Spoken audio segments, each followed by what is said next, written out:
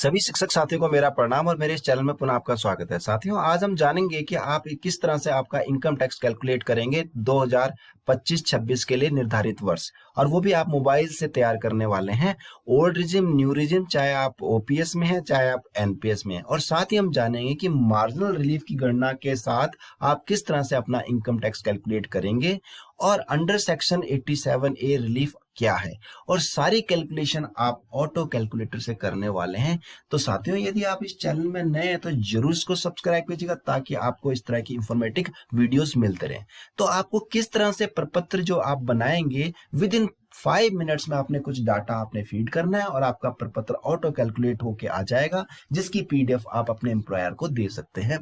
तो हम चलते हैं आगे। तो साथियों, जब आप डाटा कुछ फीड कर चुके होंगे तो आपको इस तरह से प्रपत्र दिखाई देगा, जिसमें कि आपका पूरा डाटा आपका बिल्कुल ऑटो कैलकुलेट होके आ जाएगा, और साथ में आपका एक डिक्लेरेशन सर्टिफिकेट भी साथ में नीचे आ जाएगा कि आपकी इनकम टैक्स कटौती कितने फरवरी में कितना करवाना चाहते हैं। तो इस तरह से आपका कंप्लीट ये आपको पीडीएफ 2 पेजेस में पीडीएफ मिलने वाली है।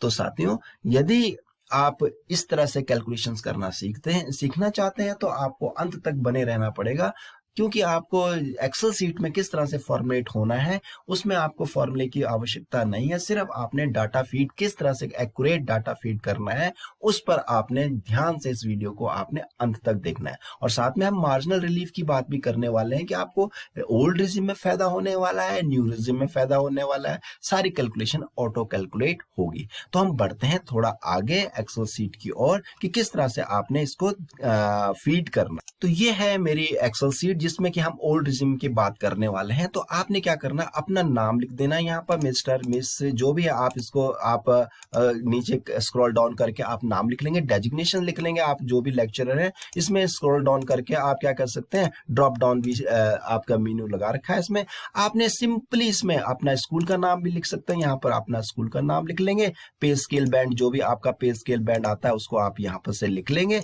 उसके बाद मेन जो इंपॉर्टेंट बात है वो आपने लिखना है कि आपका इंक्रीमेंट जुलाई है या जनवरी है। यदि आपका जुलाई है तो आप जुलाई लिखेंगे, यदि जनवरी है तो जनवरी आप क्या कर लेंगे, क्लिक कर लेंगे। और यहाँ बेसिक पे भरने वाले हैं, आप जो भी बेसिक पे भरना चाहते हैं, जो आपकी बेसिक पे है, मैं बेसिक पे भर लेता हूं। तो ऑटोमेटिकली आपका पे जो इंक्रीमेंट के बाद आपका जुलाई या जनवरी में जो इंक्रीमेंट होना है वो ऑटोमेटिकली कैलकुलेट यहाँ पर हो जाएगा। उसके बाद सिर्फ आपने ओपीएस में है या आप एनपीएस में है वो जरूर आपको क्लिक करना है, ताकि उसके हिसाब से आपकी ऑटो कैलकुलेशंस हो जाए। और एसजीएचएस आपका कितना कटता है, ग्रुप इंश्योरेंस कितना कटता है, और आपका फैमिली अलाउंस है अगर तो आप लिखेंगे, अन्यथा कि इसके जीरो डाल देंगे। और इंटरेस्ट, आप सेविंग बैंक में आपका कितना भी इंटरेस्ट है अगर आपको आया तो उसको भी यहाँ फीड कर लेंगे, ताकि उसका बेनिफिट आपको ओल्ड रिजिम में आपको मिलने वाला है 10,000 तक का, अन्यथा की स्थिति में जीरो डाल देंगे। और अगर सैलरी एरियर्स आपके कुछ आए तो यहाँ डाल देंगे। और आपका अगर जीपीएफ कंट्रीब्यूशन है एनपीएस की केस में, अगर ओपीएस की केस में आपका जीपीएफ कंट्रीब्यूशन तो यहाँ डाल देंगे, अन्यथा की स्थिति में इसको जीरो रखेंगे। तो आप देख पा रहे होंगे इस तरह से सारी कैलकुलेशंस। और यहाँ पर एक डी एरिया डालना आपने, और आपने डी बोनस डालना है। उसके अलावा आपने कुछ भी इसमें छेड़छाड़ नहीं करनी है। और इनकम टैक्स आपने अगर एडवांस कटवाया है तो उसको आप यहाँ डाल देंगे। तो इस तरह से आपका देखिए इस तरह से ऑटो कैलकुलेट आ जाएगा 12,49,903 जैसे ये आया है ओल्ड रिजिम के हिसाब से। आपकी कैलकुलेशंस यहाँ पर आप ऑटोमेटिकली हो जाएगा, आपको किसी तरह से छेड़छाड़ नहीं करनी है। अगर आपका जीपीएफ आपका कंट्रीब्यूशन उसमें है, क्या कहते हैं, यहाँ पर आप देखेंगे। यहाँ पर एक बात ध्यान रखने वाली कि अगर आपका हाउस लोन है तो उसमें आपका 2 लाख तक का इसमें बेनिफिट मिलने वाला है इंटरेस्ट, होम लोन इंटरेस्ट में। और अगर नहीं है तो आप सीधा इसमें कैलकुलेट करके आप लास्ट में, इसमें हाउस रेंट का कैलकुलेशंस भी मैंने यहाँ पर दिया हुआ है, किस तरह से आपको बेनिफिट हाउस रेंट का मिल सकता है। तो इस तरह से आपका कैलकुलेशन पूरा होने के बाद यहाँ पर आपका ये एक तरह से प्रपत्र का लास्ट में यहाँ पर अगर आपका आ जाएगा कि कितना आपने इनकम टैक्स पे करना है माह फरवरी 2025 के बाद 25 में। तो इस तरह से ये कैलकुलेशंस हो जाएंगी। उसके बाद हम न्यू रिजिम में जाएंगे। तो न्यू रिजिम में आपको देखना होगा कि न्यू रिजिम में आपको फायदा क्या होने वाला है। आप पूरे स्केल वही भरेंगे जैसा कि आपने ओल्ड रिजिम में भरा है। इसमें बेनिफिट आपको क्या मिलने वाला है उसमें हम चर्चा करने वाले हैं कि आपको मार्जिनल रिलीफ मिलने वाली है। तो वो मार्जिनल रिलीफ कैसे मिलने वाली है और कहाँ पर मिलेगी और वो कितने मार्जिनल रिलीफ होगी।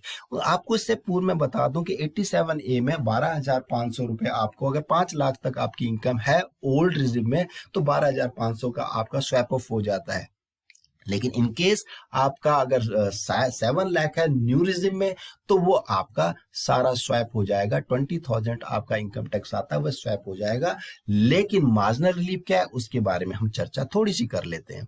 यहां पर माना आपकी इनकम है, ये 9 लाख इनकम है। 9 लाख अगर न्यू पेंशन स्कीम्स में आपके हैं तो 9 लाख इंक्लूडेड आपका जो एनपीएस है वो भी इंक्लूड है इसमें। तो 9 लाख अगर इनकम है आपकी, तो उसमें आपका 1,24,000 जो 14% है वो भी इंक्लूड है, तो वो आपका 1,26,000 आपको सीधा बेनिफिट माइनस हो जाएगा और 75,000 आपका स्टैंडर्ड डिडक्शन हो जाएगा। तो आपका जो इनकम टैक्स पेबल, जो आपका इनकम टैक्सेबल इनकम आ रही है 6,99,000 आ रही है। तो यहां पर देखिए, आपको अगर इनकम टैक्स पढ़ना था तो 19,500 पढ़ना था, लेकिन 87A के अंतर्गत आपका 7 लाख से कम है तो 19,500 आपका स्वैप ऑफ हो जाएगा। अब बात आती है, अगर आपका 6 लाख 9 ये 7 लाख से थोड़ा सा ऊपर चला जाता है, माना मैं 9,01,000 कर लेता हूं या 9,10,000 कर लेता हूं, जिसमें फिर बता दूं कि इसमें आपका इंक्लूडेड है आपका क्या, एनपीएस का जो शेयर इंक्लूडेड है। तो आपने जैसे ये किया तो आपका कितना इनकम टैक्सेबल इनकम आ गई 7,76,000। तो अब देखिए 7 लाख तक 20,000 की तो रिलीफ है, लेकिन ये 7 लाख से ऊपर चला गया अमाउंट, तो इसमें क्या मिलेगा आपको 20,760 आपको इनकम टैक्स पे होना था, लेकिन आपको 87A का रिलीफ नहीं मिलने वाला है, क्योंकि ये 7 लाख से ऊपर इनकम चलेगी। लेकिन 7 लाख से थोड़ा सा ही ऊपर गया है, 7600 ऊपर गया है, तो मार्जिनल रिलीफ इस साल से मार्जिनल रिलीफ मिलने वाली है आपको 7600 पर ही इनकम पढ़ने, आपका इनकम टैक्स 7600 ही हो जाएगा और 7600 ही हो जाएगा और आपका मार्जिनल रिलीफ हो गया 13,160।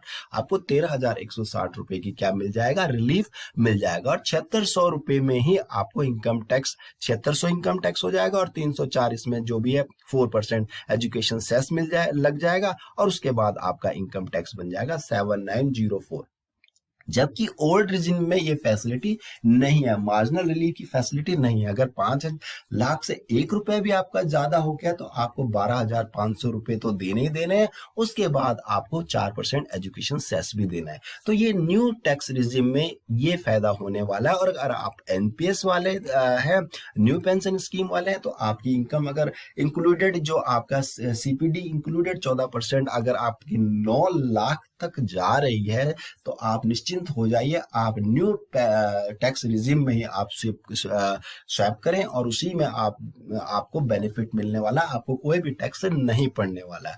और अगर आप ओल्ड टैक्स रिजिम में जाते हैं, यदि आपका हाउस जो लोन का इंटरेस्ट अगर आपका है 2 लाख से तो ही जाए, अन्यथा की स्थिति में आप न्यू टैक्स रिजिम में ही आप क्या करें, अपना कैलकुलेशंस करें, उसी में आपको बेनिफिट होने वाला है।